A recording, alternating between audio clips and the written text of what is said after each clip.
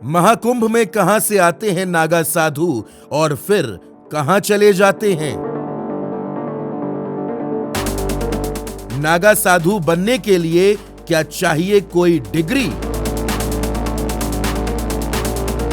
क्या कोई महिला भी बन सकती है नागा साधु?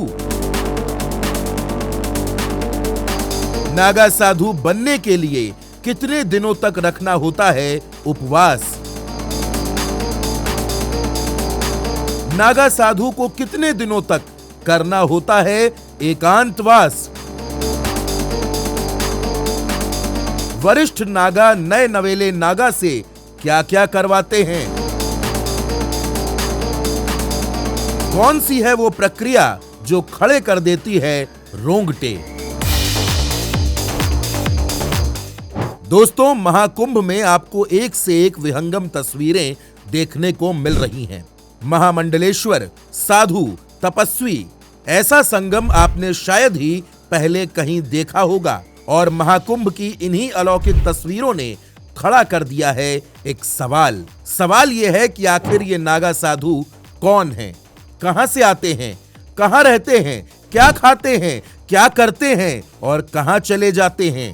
तो दोस्तों, आपके इन तमाम सवालों का जवाब आज एक एक करके आपको इस वीडियो में मिलेगा। हम हर सवाल का जवाब देंगे।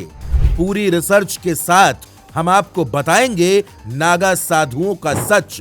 तो चलिए हमारे साथ उस दुनिया में जो एकदम अलग है, जो हैरान भी करती है और रोमांचित भी करती है। नग शब्द से बना है नागा। नग का मतलब होता है पहाड़। पहाड़ों या गुफाओं में रहने वाले कहे जाते हैं नागा। दशनामी संप्रदाय से जुड़े होते हैं नागा साधु। नागा साधुओं को दशनामी भी कहा जाता है। दो तरह के होते हैं नागा साधु, एक शास्त्रधारी और दूसरे शस्त्रधारी। आमतौर पर नागा बनने की उम्र 17 से 19 साल होती है। इसके 3 स्टेज हैं, महापुरुष, अवधूत और दिगंबर। लेकिन इससे पहले एक प्री स्टेज यानी परख अवधि होती है। जो भी नागा साधु बनने के लिए अखाड़े में आवेदन देता है, उसे पहले तो लौटा दिया जाता है। फिर भी वो नहीं मानता, तब अखाड़ा उसकी पूरी पड़ताल करता है। अखाड़े वाले उम्मीदवार के घर जाते हैं, घर वालों को बताते हैं कि आपका बेटा नागा बनना चाहता है। घर वाले अगर मान जाते हैं तो उम्मीदवार का क्रिमिनल रिकॉर्ड देखा जाता है। नागा बनने की चाह रखने वाले व्यक्ति को एक गुरु बनाना होता है। किसी अखाड़े में रहकर 2-3 साल सेवा करनी होती है। वरिष्ठ सन्यासियों के लिए खाना बनाना, उनके स्थानों की सफाई करना, साधना और शास्त्रों का अध्ययन करना, यही होता है इनका प्रमुख काम।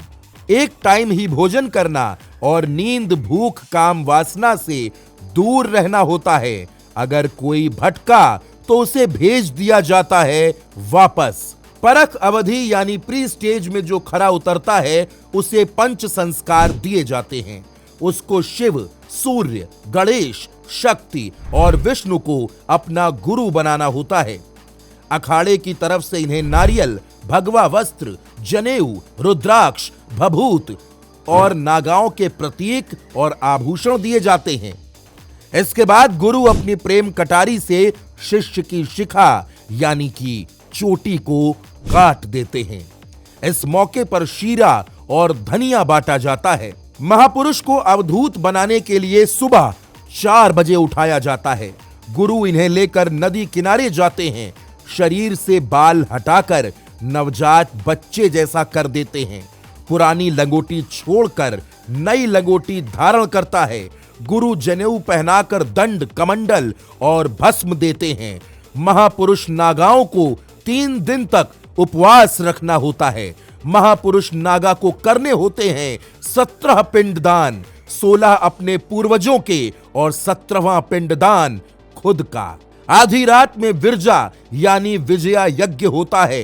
धर्म ध्वजा के नीचे बिठाकर ओम नमः शिवाय का कराया जाता है जाप। अगले दिन सुबह 4 बजे महापुरुष को फिर गंगा तट पर लाया जाता है। गंगा में लगानी होती हैं 108 डुबकियां। इसके बाद होता है दंड कमंडल का त्याग। अब वह अवधूत सन्यासी बन जाता है। इस 24 घंटे की प्रक्रिया में उसे करना होता है उपवास। और अब बारी आती है सबसे कठिन प्रक्रिया की। अवधूत बनने के बाद दिगंबर की दीक्षा लेनी होती है।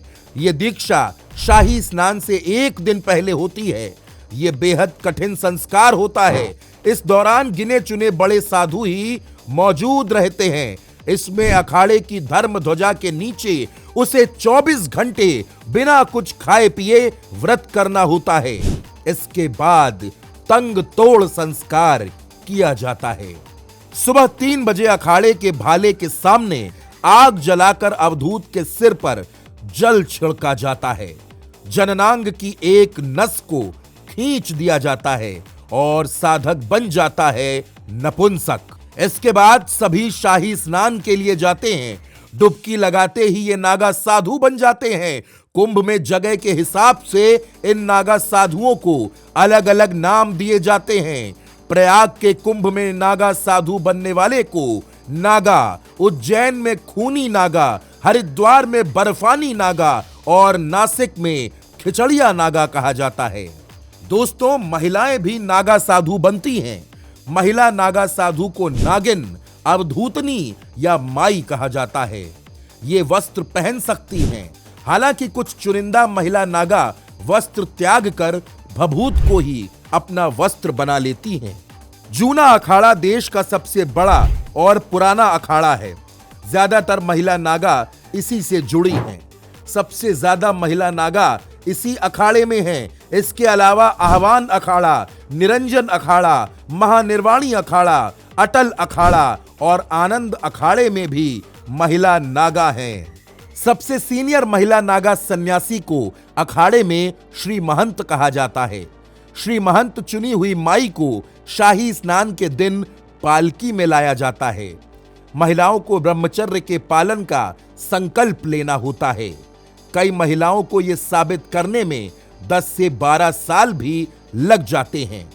दीक्षा के बाद महिला सन्यासी को पीला या भगवा वस्त्र पहनना होता है। नागा साधु कोड वर्ड में बातें करते हैं। इसके पीछे 2 वजह हैं। पहली, कोई फर्जी नागा इनके अखाड़े में शामिल ना हो पाए, और दूसरी, मुगलों और अंग्रेजों के वक्त अपनी सूचनाएं गुप्त रखने के लिए ये कोड वर्ड में बात करते थे। धीरे धीरे ये कोड वर्ड इनकी भाषा बन गया।